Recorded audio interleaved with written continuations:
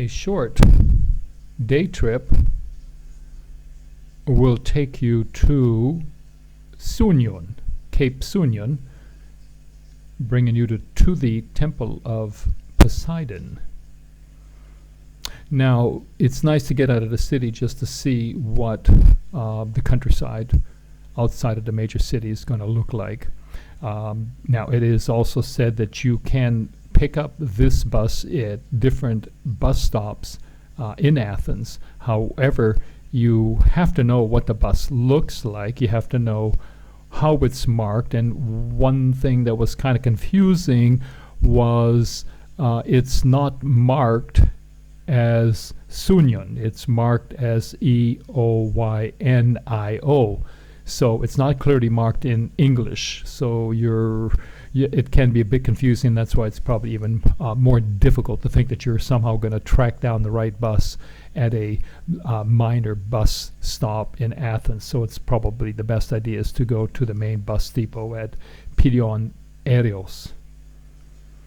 This part of the video is really sort of showing you what the coastline looks like as we're traveling south from Athens to the Cape. I mean, it's rather beautiful, but you're also going to notice that it's not overly inundated with building structures and people. When you see a beach area, you see that it's not inundated with people everywhere. Most of these tiny little coves only have half a dozen or a dozen people in them, which is rather sweet, unlike perhaps Miami Beach, where there's hordes of people everywhere and apartment complexes and skyscrapers overlooking the beach. This place is much more chilled. This perhaps is where the locals from Athens go to get out of the city. Maybe they even have a second home here. Who knows? Anyway, I wanted to give you a feel of what the city looks like outside of the main center. Many of us who go to Athens and see the main touristic sites don't really get a feel or a sense of what the countryside looks like. So it's a little bit more of an adventure to go ahead and take this trip, about an hour and a half to 2 hours, depending on how many stops the bus makes. I did find that once we got to the end of this bus line, which actually it actually drops you off at the Temple of Poseidon.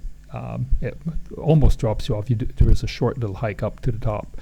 Nonetheless, the tours that are offered by tour companies, it's about $50 a person. And if you take this bus, it's $12.50 per person, €12.50 round trip. So that seems to be a pretty good bargain. Even talking to a taxi cab driver, they wanted close to 50 to 60 euros one way for two people. So clearly this bus ride is the best option. The bus is large, comfortable, it's air conditioned. However, I will say that on the way back, we had a different bus and the seats were much more narrow, not quite as comfortable as the bus leaving. Still it's quite beautiful countryside here, coastal views, if you will.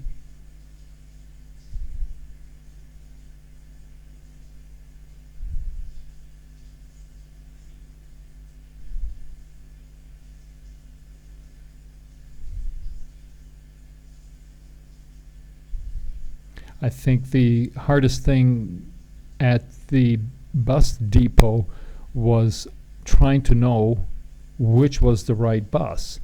And for whatever reason, there weren't a whole lot of local Greeks that spoke English at the station. And the station is really not like your typical station. It's just basically looks like a place where buses sort of like a main drop-off, drop-off, pickup point for buses.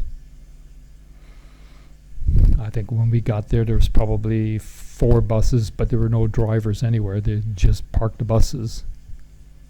You'd perhaps have to ask a few questions and say, where is the bus that goes to Sounion, Cape Sounion? Now, Greeks will also call it Sounion, but the bus is not marked Sounion, so that's where it gets a little bit confusing.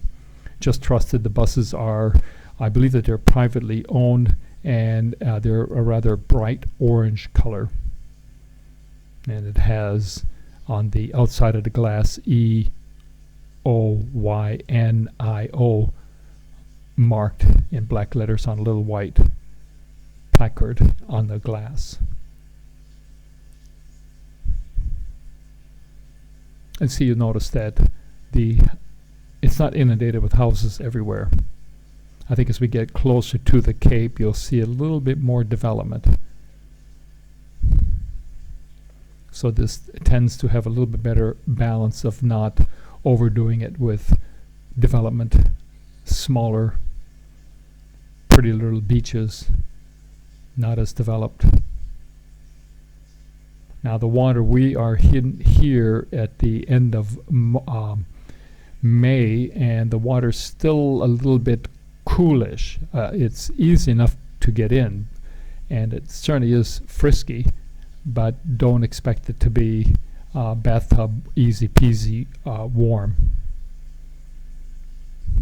However, after sitting in the bus, hiking to the top of the hill where the Poseidon is built, it's a wonderful relief to jump into the nice Ionian Sea and freshen up. As you perhaps have read, there are thousands of Greek islands, and you're getting to view a few of them right now. Beautiful crystal water.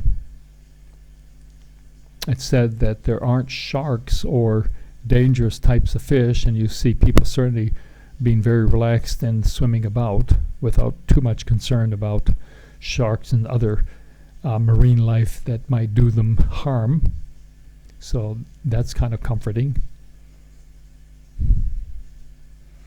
So we were on the subway one day, actually the first time we got on the subway, and as I was standing there, I could feel somebody's hand reaching into my pocket.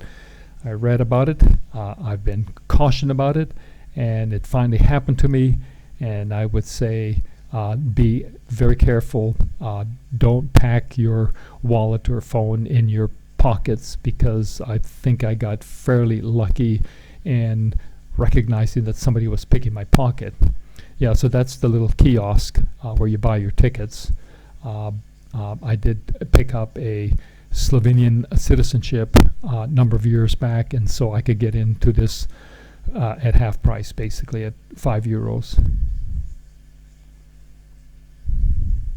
Yeah, there's something about seeing these temples. I think this temple took something like 5 years to build, but there's something very powerful, perhaps because of the history that is associated with it, but it has an ambiance, a power that's very difficult to express unless you are standing in front of it or you are in the presence of these beautiful structures. It clearly is something to behold.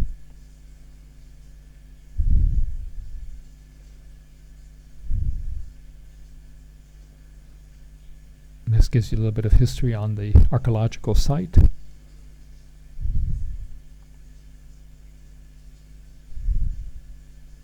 I think this was 440 BC.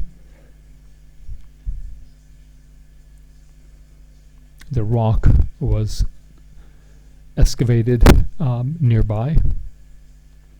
Also, I think this is close to where a very productive silver mine was.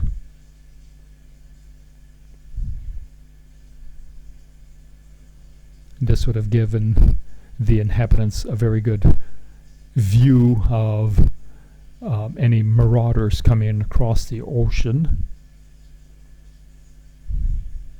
or the sea. You can't walk into the temple, but you are able to walk around it.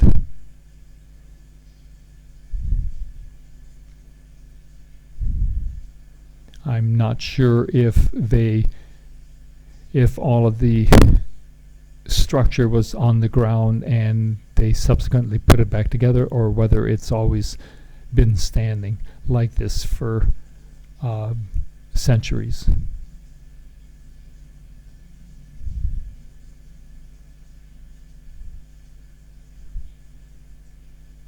This is what you call having views.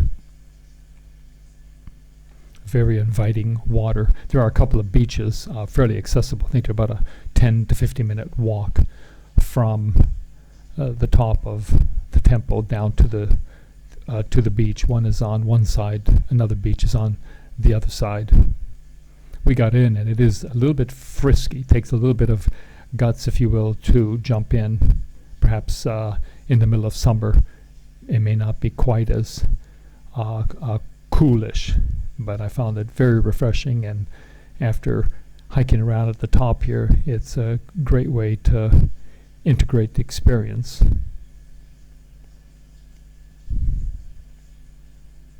Yeah, I would say it's very good to get out of the main touristic sites in the city and have an adventure that takes you out and helps you to see what the rest of the countryside or parts of the countryside are going to look like.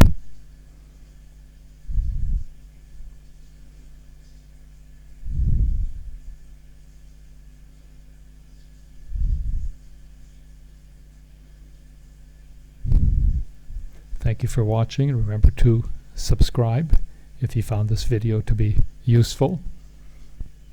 Like and share.